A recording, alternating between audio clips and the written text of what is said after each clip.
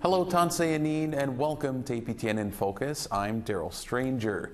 Today we're putting Indigenous filmmaking and Indigenous filmmakers in focus. From an all-Indigenous film festival to Indigenous directors, we have plenty of content for you today. Now, just before we get into the interviews and I introduce you to our guests, here is some of what was seen at this year's Imaginative Film Festival. I know my name says Lewis on the roll, but I'd prefer if you called me Lisa, if that's okay. Whānau Ma, we have a new student, and her name is Lisa. We're not going to change your name just because it's the way you feel. You're meant to be in the boys' Wharepaks. So it's my fourth school. I keep getting into fights for obvious reasons. It's a Catholic school, my bro. You wouldn't last a day in my shoes. Mose Kato, the biggest red flag. I reckon you can get the Fafa to fall in love with you. Oh yeah? What's this then? He gets anything he wants. Anything. Okay, so maybe he can't be my boys. Mose is playing you away. Everyone's trying to be inconspicuous with their staring, but they're wondering if... Before. In an ideal world, I want Mose to hold me, kiss me, and tell me that everything's gonna be alright. But how does something like love exist for someone like me? Have fun at the polo. Well, how do I know this is for real? This whole time, your mum never knew? We need to support her with everything she's going through. He is a boy. Do you know what it's like to be in a body that you can't connect to? Oh, God, you are a boy and not a girl.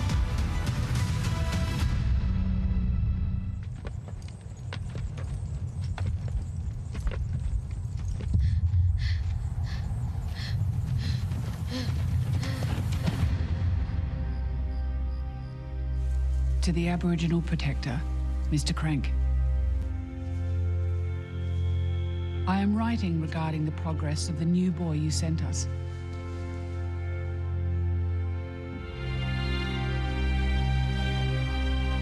After a shaky start, he is learning to read and to write.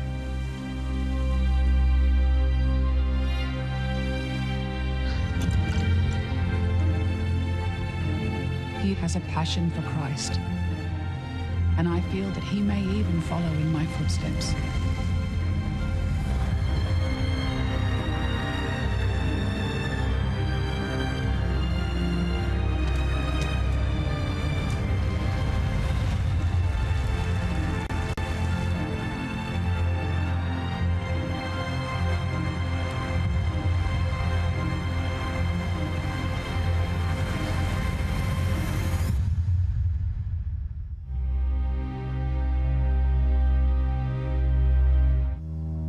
Got lost in the woods and never came back.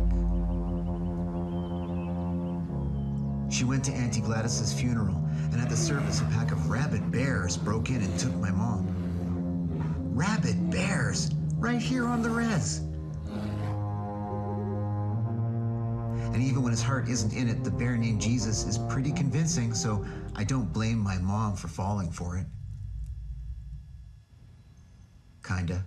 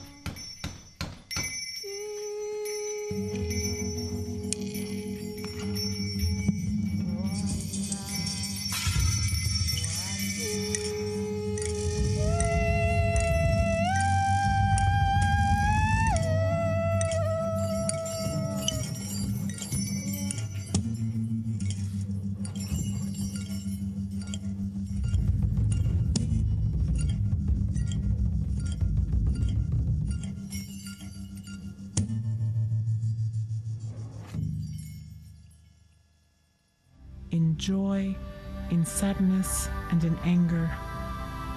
You want to be able to describe any room you find yourself in, from the floorboards to the light fixtures, so anyone else who knows the same language can enter and look around. When I open my eyes, you are right there, dancing in the dusk. Each step greets each drumbeat. Each blade of grass bends, bounces back.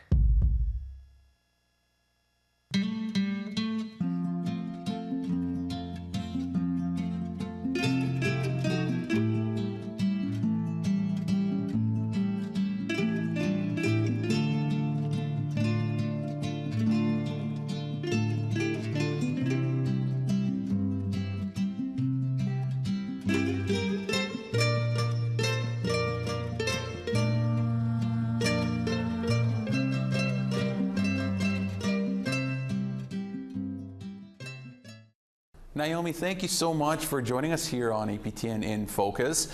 My first question for you is going to be really simple. Can you just tell us about Imaginative and some of the goals that you and others work towards with Imaginative? Sure, yes. Imaginative has been around now for 24 years. We are the largest presenter of Indigenous film and media arts. We're presenting this year once more in Toronto, October 17th to the 22nd, with an online presentation the following week, October 23rd to the 29th. Beyond film, we also present digital and interactive works, exhibitions, live event performances. There's something for everybody at Imaginative. And the primary thing is that it's all Indigenous led. It's all Indigenous creators that present these works. Mm-hmm. Well, just on that note, we'll get right to the festival just after this question here, but I wanted to touch on something you just said why is something like Imaginative so needed? Well, why is Imaginative, needed in a space like this? I think the main thing is for people to, we know it as Indigenous people that we've not been agents of our own stories. Quite often our stories have been shared by non-Indigenous people. So you were getting versions of our histories, of our values, of our identities that has been shared with a lot of inaccuracies for pretty much the history of all of cinema. So we are advocates for Indigenous narrative sovereignty, so that a more accurate and authentic version of Indigenous people are shared widely around the world. Mm-hmm. That's really well said, Naomi, and of course the Imaginative, as you mentioned, Native Film and Media Arts Festival is something everyone looks forward to every year. Tell us a bit about the festival and sort of how it's become so popular. Yeah, so it was co-founded with VTAPE, which is an organization here in Toronto and our neighbors where we have our offices, and Cynthia Licker-Sage. And it really was in response to not seeing a lot of Indigenous stories by Indigenous creators shown in film festivals. And in those 24 years, long before I was here, there were many other people in this seat that worked and advocated and advanced this message of Indigenous narrative sovereignty to ensure that we were the agents of our own stories and that we were celebrating and presenting authentic Indigenous works. I'm very mindful that it's taken a lot of effort and a lot of years to get us to this place. And, it's a real great thing to be able to proclaim we are the largest Indigenous film and media festival in the world. That's us, Imaginative. Well, so then how has the festival changed over the years from its inception to, like you said, now where it's the largest Indigenous film festival? I think what's our benefit is that as Indigenous people, we are very creative, and we're not always, as artists, as creators, creative in one thing. We always kind of like to play in different forms, and I think that's kind of what our festival represents. So as I mentioned, we also have visual arts exhibitions, we have live performance, music, dance. We also feature digital and interactive work. So, being advanced in the thinking of where is storytelling and what mediums can we convey messages in. So to have, Indigenous people featured presenting, video games, AR, VR experiences, like it's really, I don't know, I'm just so excited to be able to present these works every year and to see every year there's always new faces emerging, new voices to be heard. There's, like I said it before, but there's really is something for everyone. And the beauty of this festival, when we talk about how it's changed over the years, in the last couple of years, we had to kind of retool things a little bit, and we've gone online. So I always like to say, like, if you can't make it to Toronto, please consider, checking it out online and getting that online pass, because it supports the creatives in this industry, but it also supports imaginative, which, that's all we do. That's what our work is about, is making sure Indigenous artists and storytellers get heard. So. Well, just one more on the festival. What can people expect from this year's festival? Is there anything you can share with us?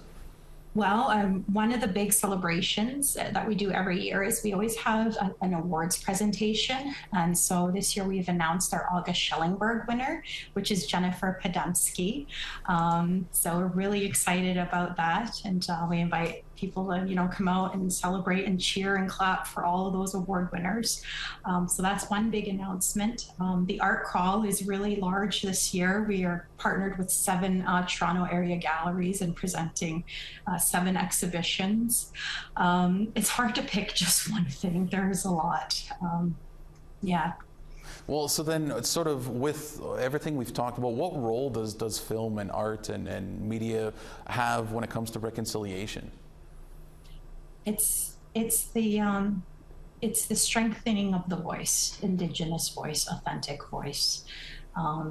It's knowing that the story that we're telling is important because it's from us. We're tied to our communities, we're accountable to our communities, and we handle things with care because it's our communities.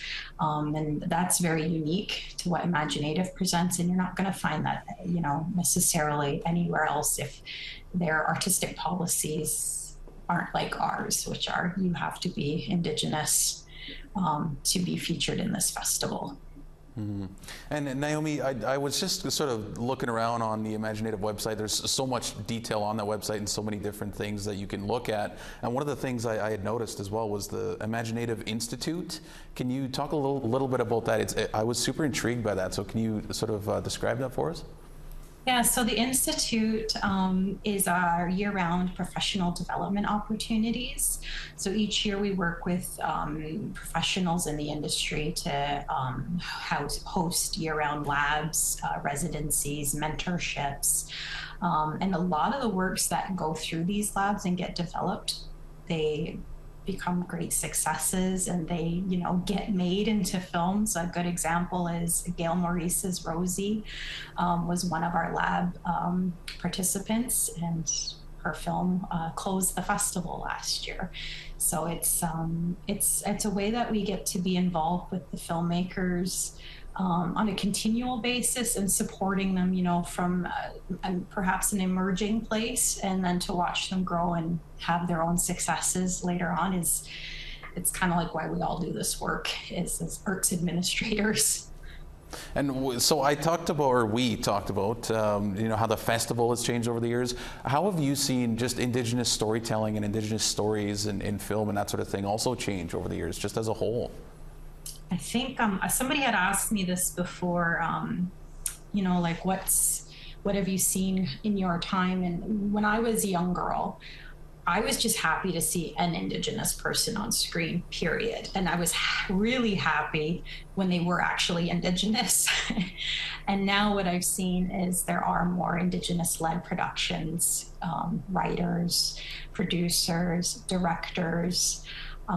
That wasn't even something that was a concept for me as a young girl. So to see that kind of movement, and we'll say, well, I'll give myself away, 40 years history, that's pretty cool. And Naomi, what do you hope to see in the future when it comes to Indigenous film and Indigenous storytelling? Where do you hope to see all of this sort of go or lead it to a certain direction? I think one of the things that I hear from any Indigenous creator, like an artist, is that they want to be able to create for the sake of creating. I think oftentimes we feel confined in our creative forms to have to think of a mainstream audience and what they're expecting out of us. So maybe, 20 years, hopefully sooner, we see Indigenous talent leading on other projects that aren't necessarily tied to, traumatic histories. Yeah.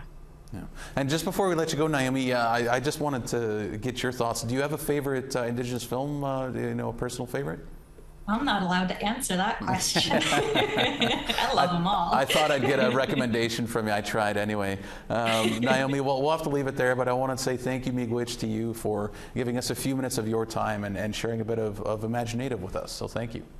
Miigwech now to you.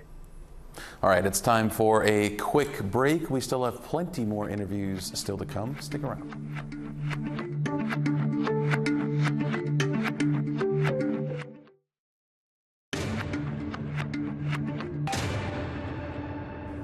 Welcome back to APTN in Focus. Our next guest joining us is Indigenous filmmaker Jules Gustat. She's a member of the Attawapiskat First Nation in Ontario. And just before we get to the interview, here's a bit of her newest work.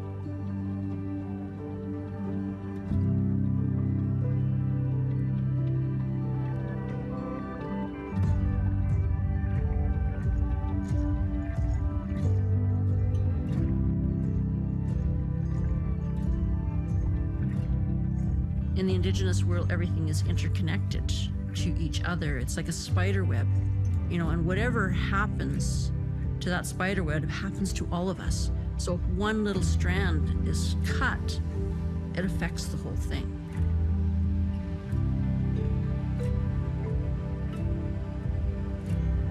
Blood memory is a belief that comes from our people. Just as we talk about intergenerational trauma, we also have intergenerational healing.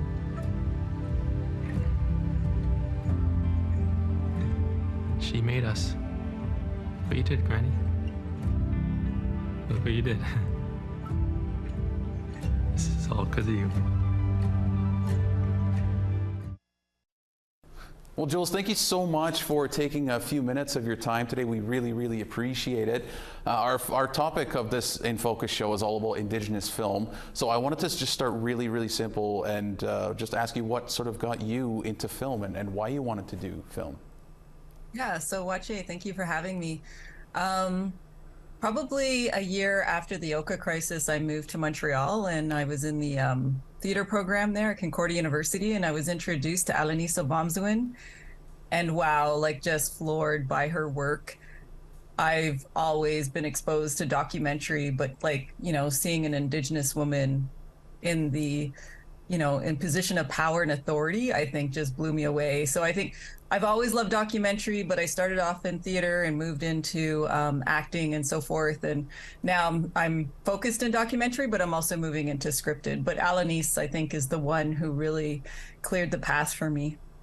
Well, and you mentioned you do, a lot of your hats, you wear a lot of hats with a lot of different things, film, TV, documentaries, and I think animated little series as well. But one of the things I wanted to ask about is one of your projects, Wapake, or Tomorrow, I hope I'm saying that right. Are you able to tell us a little bit about that? Because I know it is one of the bigger things you've worked on, especially in documentaries. Yeah, so Wapake is my first National Film Board feature documentary. It took me a very long time to actually make a film with them. been trying over the years, but I think, you know, when I was doing my PhD at UBC, I was trying to put this collection together where children of survivors would submit a chapter about their experience and how it's informed their area of practice or research. And it just fell through. Some people submitted, some people didn't. And I just realized that people weren't necessarily ready to speak to that experience yet. And then I pitched the idea to Terry, the most amazing producer here in Vancouver.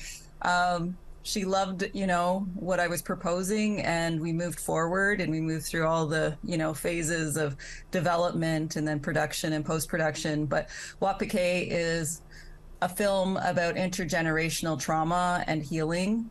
And I interview my mom and my oldest son and 2 other guests. And we just talk about what our lived experience has been like being raised by survivors, because I don't think we've really gone there yet. As you know, our communities haven't really spoken to that experience yet. So I think it's timely. I feel like with that film, I kind of ripped off the Band-Aid. Like, it's really, I don't know, it was a hard film. I feel super vulnerable, but I think it's a necessary conversation for sure. Well, you just touched on what I was about to ask you is why is this film necessary, or, you know, and important to sort of have, especially now? I don't know. I'm getting older. I'm a parent. I have 4 sons, and I know a lot of us children of survivors are getting older now, and some may be grandparents.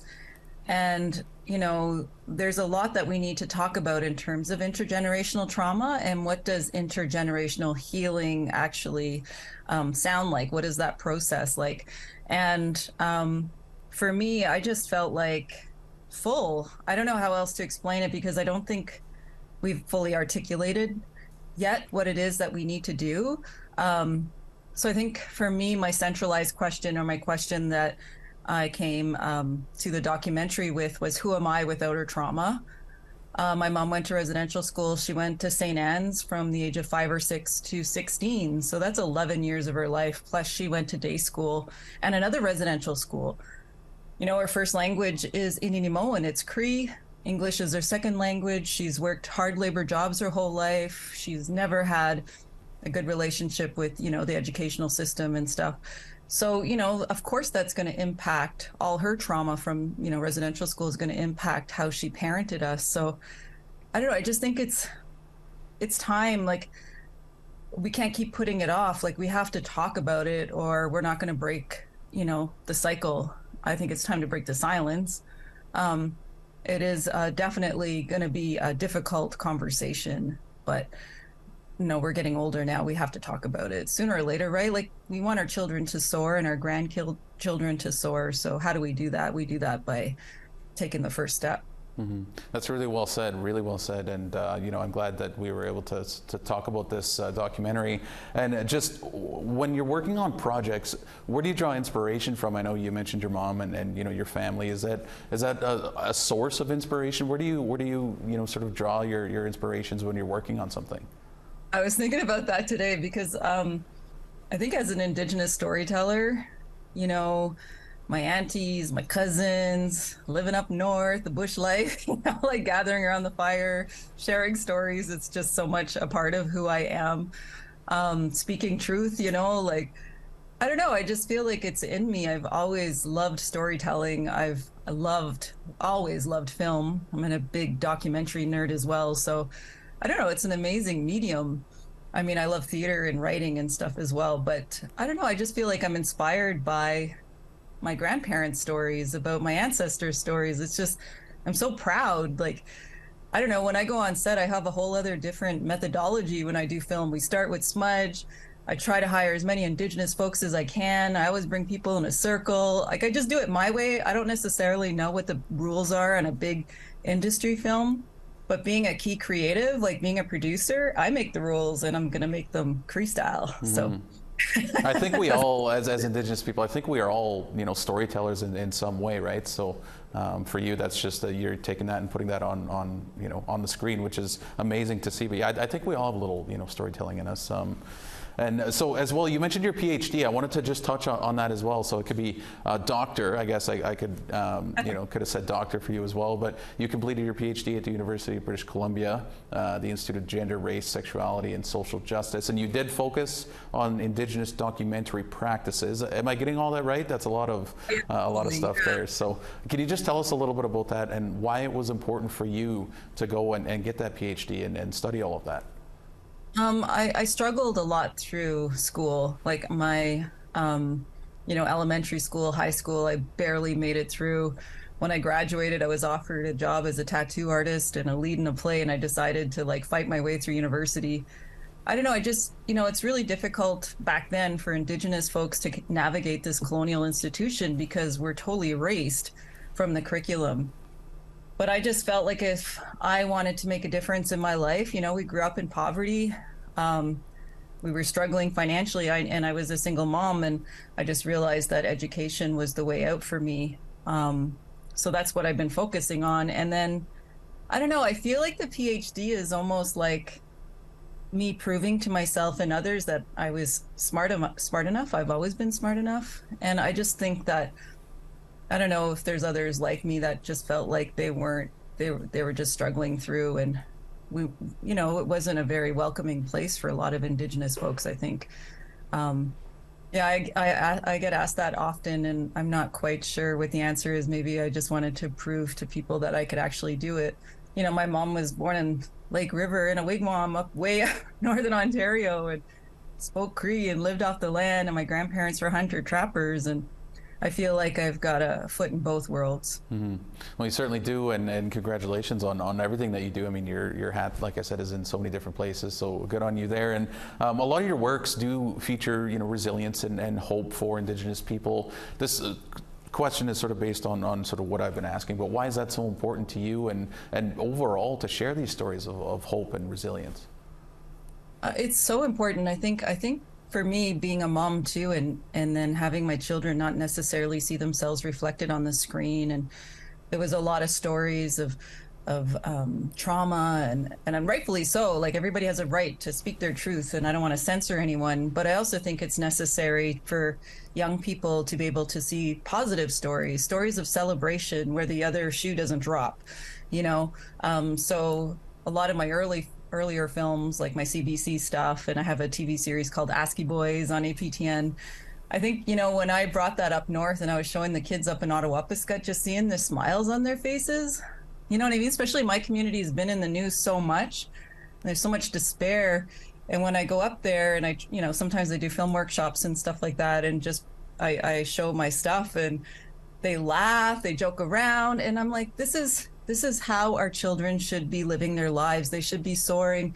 They should be celebrating. Yes, they have to know their history and that lived experience, but I also think we need to find that balance. So for me, it's always been about the kids, just seeing themselves positively reflected on the screen. Mm-hmm. And you do a number of things from film to TV, and you have a poetry book as well, I think, right? So what's the difference when you're working through all these different mediums, when you're sharing these stories? Is there a difference, or is it easier to maybe tell a story in one medium than another? What's that like? My book of poetry, I actually started writing that back when I was 19. It almost took me 20 years to get it published, but I kept trying. I don't know, what is it? I'm just really stubborn, and I keep trying. But I don't know, like with that book of poetry, I wrote it. It's hard to articulate, but I write in a very different way than someone would expect. I write how I was raised, like very descriptive and very influenced by the Cree lifestyle, and I'm unapologetic for it. So I think I kind of do that with all other mediums too. I've done exhibits and docs and a TV show, and I don't know, I just feel like it's all relatable. Like, I just approach it the same way. I often think about gaps as well. Like, for example, I remember, I wasn't hearing very much about menopause from an Indigenous lens. So I was like, maybe I'll make a film and pose the question. And I brought all these Indigenous aunties together, and boy, did I ever learn a lot.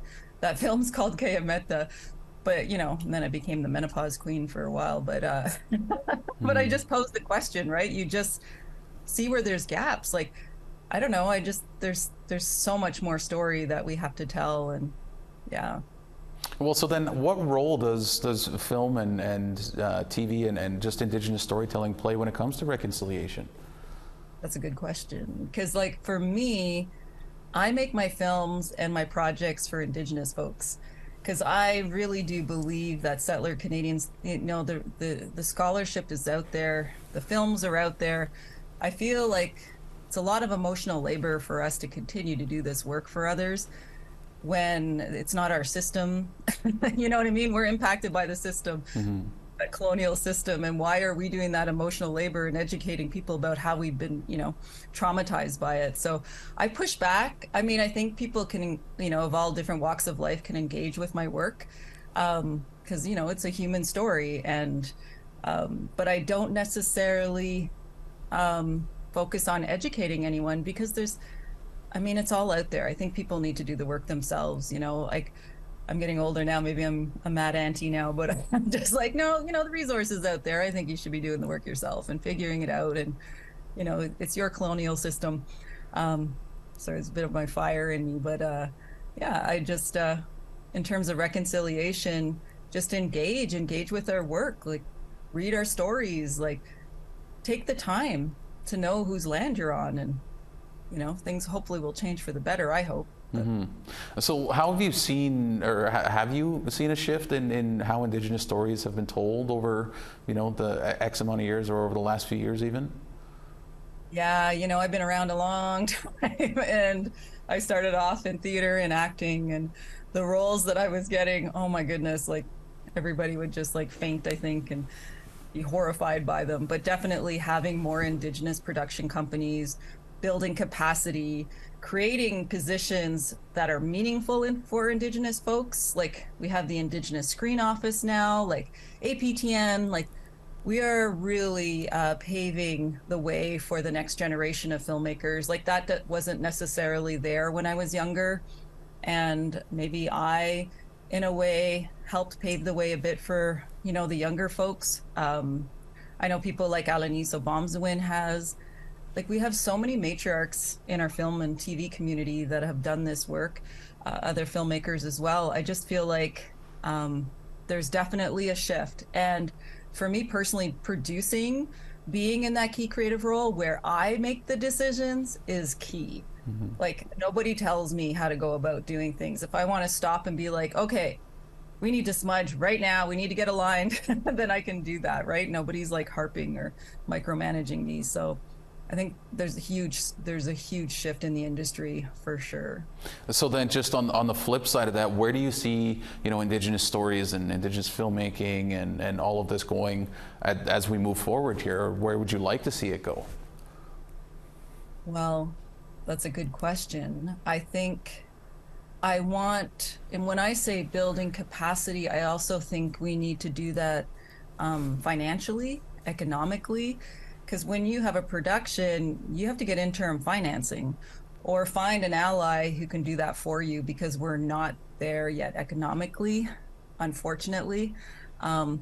So there's still work that needs to be done. How do we make sure that we're not relying on others to greenlight our projects when we should be able to do it ourselves? So for me, I think it's more in the financial kind of pathway, in terms of creating meaningful change where we are in a position of power and authority where we don't have to ask permission.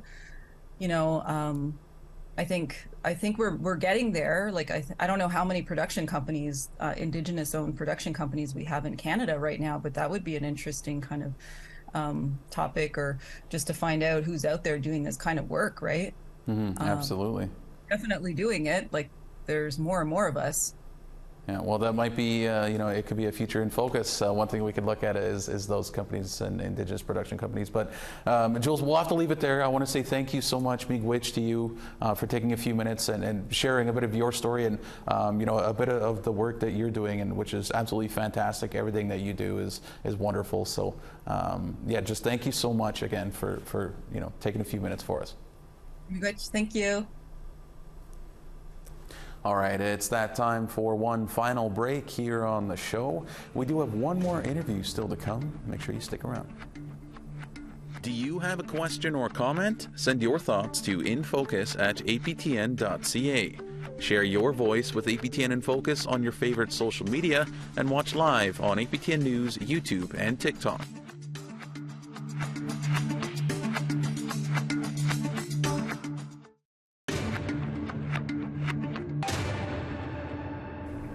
Welcome back. Our final guest joining us today is Erica Tremblay. She is an American writer and director from the Seneca-Cayuga Nation. She just had her directorial debut at the 2023 Sundance Film Festival earlier this year with her film Fancy Dance, and that was also shown at Imaginative earlier in October. Before Erica joins me, here is a clip of Fancy Dance.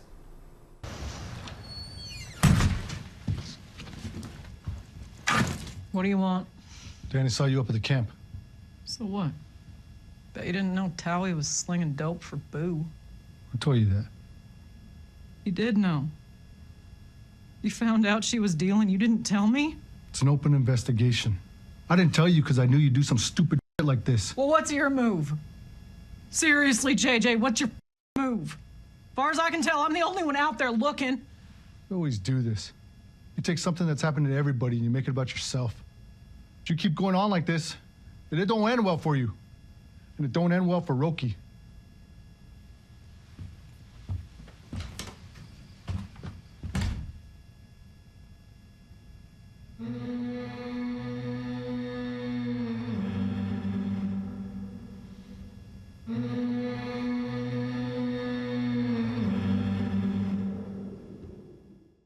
Erica, thank you so much for taking some time to speak with us today. Now, you made your feature directorial debut at the 2023 Sundance Film Festival with your film Fancy Dance, and it also showed at Imaginative, if I'm getting that correct, right? So can you tell us a bit about the film?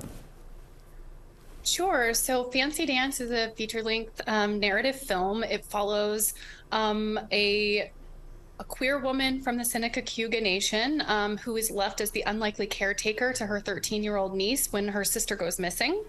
The child's white grandparents kind of come back into the picture, and she's removed from the home, removed from her reservation. And the story really follows this woman as she struggles to bring Roki back to her community while she also searches for her missing sister. Well, Erica, what made you want to make this film? What inspired you to do this? Yeah, I grew up in my community in Oklahoma and Southwest Missouri, but at the time when the idea of the film came to me, I was actually participating in a 3-year-long language immersion program in Six Nations there in Ontario. I had relocated up to Six Nations, and I was doing a language immersion for 8 hours during the day, studying Cayuga, and then at night I would write. And I think that I just wanted to imagine a modern day setting where young people speak the language fluently. And so definitely my language learning there in Canada was a huge influence. And I co-wrote the film with another Native woman. And a lot of the research and writing happened right there in Six Nations. Wow, that's super cool. So what was it like for you then, Erica, to have it premiere at Sundance and also show at Imaginative? What was all that like for you? Yeah, I mean, it's just been a whirlwind, and it's been really incredible to get to share the story. You know, when you get that call that you are in competition at Sundance, it's just like it'll definitely be a moment in my life that I'll never forget, because as a filmmaker and as someone who's aspired to do this for many years, that's the dream, right? You dream of getting that phone call and getting to go and share your film on a stage like Sundance, and then being able to bring the film there to Toronto was equally as important, because I was actually able to bring elders from Six Nations that were able to drive into Toronto and see the film. And, you know, some of them are now in their 80s and they're a lot older. And this was the first time in their entire lives that they saw their language spoken on the big screen. So that was equally as an important screening for me, because when we make art and we make films, you know, we have agendas in mind. And one of mine is to reach reach audiences and Native audiences, and I specifically wanted to have community get to share in conversation with the film. So Imaginative was such a wonderful night. Well, in your response there, you just touched on what I wanted to ask you next, and why is it important that we continue to share Indigenous stories told by Indigenous people? How important is that truly? Yeah, I mean, I think it's like really paramount as we continue as modern societies to have conversations about what our history is and what our past is. But also, I think it's also important to recognize that Indigenous people still exist today. Oftentimes in Hollywood and film and television, you see period pieces or you see Native stories told by non-Native folks that are kind of trapped in this like one aspect of history. And I think it's really wonderful to either tell those stories from those time periods through Native filmmakers, but also important to ground our modern existence and like recognize that we're still like living active communities, nations, and societies that are interacting in a modern world. And so I think that it's very important that we get access to resources to tell stories, that we get access to developing those stories, making them, producing them, but also on the distribution side as well. Like we still struggle to find those distribution deals and to get into the living rooms of the masses. And so hopefully with the recent successes of some of the shows in the US, like Reservation Dogs and Dark Winds, which I work on both of those, I think we're slowly seeing a recognition that all audiences are interested in these stories. Mm-hmm. And you mentioned some of your other work there. I was hoping to get into a little bit of that. Can you tell us about your previous work? You mentioned Reservation Dogs. You have Fancy Dance. Can you tell us about your work leading up to this and over the past number of years? Yeah, I've just been so blessed and honored to get to work on some of my favorite things on TV. To get to write and direct on Reservation Dogs was an absolute dream, and there's nothing more fulfilling than being in Oklahoma, directing a television show about Natives in like a very recognizable world that I come from and grew up in. And I just hope to get to continue working on things that are as important, and that we continue to have access to studios who believe in these stories and help give us the resources and the freedom to explore these topics that have been so neglected. When you look back on what to compare this kind of modern resurgence to, there really isn't much. It's a lot of red face and it's a lot of erasure. And so it does feel like sometimes you have to stop in the moment and like recognize, did we just like write a joke about IHS that like no one else is going to understand but our community? And then you play it and other people do understand it, and people outside of the Native communities get to see a world and understand a world that maybe they hadn't known before. And I just hope that we get to keep playing in that sandbox and creating more things. Mm-hmm. And you touched on, Erica, there really wasn't much to look back on, right? In terms of Indigenous film and TV and that sort of thing. So how has that shift been? How have you seen that shift over the last number of years? Are you encouraged by the shift in how things are approached now?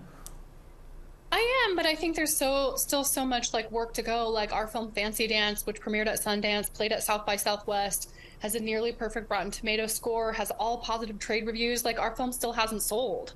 And you kind of sit here and you wonder, okay, well, with a film like, Killers of the Flower Moon, that's upwards of $300 million, we have this really, really tiny film that's made by Native creators, also starring Lily Gladstone. And if we even just had a small fraction of a percentage point of what the industry deems, spendable on a film like that, I think we could really reach audiences. And so I think there still is a lot of work to be done. I think I often look to my Canadian colleagues who, I think in Canada, there's been a bit of there are more television shows and there have been for a while. I still think I can't speak for Canadian Indigenous filmmakers, but I know that there are still struggles that they face, but I think we've had nothing for so long that we often looked to what was happening up there, where it's like, oh, there's a television show with a Native person, and there's like, we just have not had that at all in the States. And so I think I am also constantly like inspired by the amount that has happened north of our border. And then also I think you just try and move forward with the successes as much as possible. I was recently having a conversation in the States trying to count up how many narrative feature films have been made by Native Americans since Smoke Signals. And the list is very small. And when you look at those numbers, you recognize what a large problem it is. And you just hope that at some point, these decision makers and these gatekeepers will start to value our stories in a way that gives us resources not only to make them, but resources to also find an audience. So just in turn then, Erica, what can be done? Do you have any ideas on what can be improved for all of this to be able to happen? Yeah, I think like having really beautiful celebrations of cinema like at Imaginative, and being able to come together as community and seeing these films, you know, we're out on the festival circuit and we're winning awards and audience awards. And I think just having audiences engage with that, and also having audiences, you know, out there like on social media calling for more of these stories, posting when they watch something that they really love. And, you know, I just recently saw someone who had like tweeted at Apple saying like, hey, what about this other movie starring Lily Gladstone? And I was like, wow, like, I'm not sure who reads those, but the more that we get our audiences who are able to see these films out there talking about our films and taking them seriously and sharing in them and having a conversation, I mean, that's why we make this art. And I think that eventually we all recognize stories that need to be told, and those will rise to the surface. And I think we're just at the very, very beginning point of that when it comes to Indigenous stories. And I'm so grateful to my peers and colleagues who are making work in this space, and we're all supportive of each other, and we cheer each other on.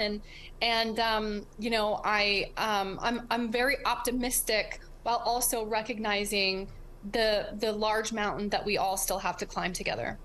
That's really well said, Erica. And as you move forward and as you continue to work on projects, is there maybe a dream project or a dream sort of story that you'd like to tell at some point down the road? Yeah, like right now I'm really exploring Indigenous stories inside the genre space. Like I would also love to see like a Native American anti-hero. I think we often get locked into having to like write stories about like model minorities, but that's like not what's reflective. And I think like we deserve to have a Tony Soprano, and like we deserve to like explore all aspects of what it means to be creative and like make up narrative worlds. And so I'm optimistic that I'll get to continue making these stories. And I'm also just really excited to get to see the work that other Indigenous artists are out there making. And I can't wait to see what other people have to say as well. And so I think that this community will just grow bigger and bigger, and that our successes will just keep pushing us forward. And it's unfortunate that we have to kind of like work so hard to like chink away at this like wall that has been there in front of us, kind of blocking us and blocking our access. But every time I see someone else's success, or I feel one on my own, I recognize the shift and just keep kind of like trying to put more momentum behind it. So hopefully there's much more to come. Well, given everything that we've just said and this whole conversation, where do you see film going, especially Indigenous film, Indigenous filmmakers, Indigenous actors, just as a whole? Where do you sort of see the industry going as it pertains to Indigenous people? Or where do you maybe hope to see it go? Yeah, I really love that question, because I love any time we get to think about Indigenous peoples in the future, and I do think that the future is very bright. It's sometimes on certain days it's hard to like be optimistic, but it's important to stay that way. And you know, storytelling, especially as a Haudenosaunee woman, and knowing how important storytelling has been to Haudenosaunee people for thousands of years, I recognize that it is a natural right for us to tell our stories, and it has been a way that we have communicated our hopes, our dreams, our lessons, our stories for years. And I believe that that we are just at the tip of being able to explore what being an Indigenous filmmaker and what Indigenous film will look like for the future. Really well said, Erica, and you kind of said it there. I mean, as Indigenous people, we're all kind of storytellers in some sort of way. So some of us do it through film or art or what have you. So, but Erica, everything that you said is just super well said. We'll have to leave it there, but I want to say thank you, Miigwech, to you for sharing a bit of your story and a little insight into Indigenous film and that sort of thing. So thank you so much. Yeah. All right, that is all we have for you on this episode of APTN in Focus.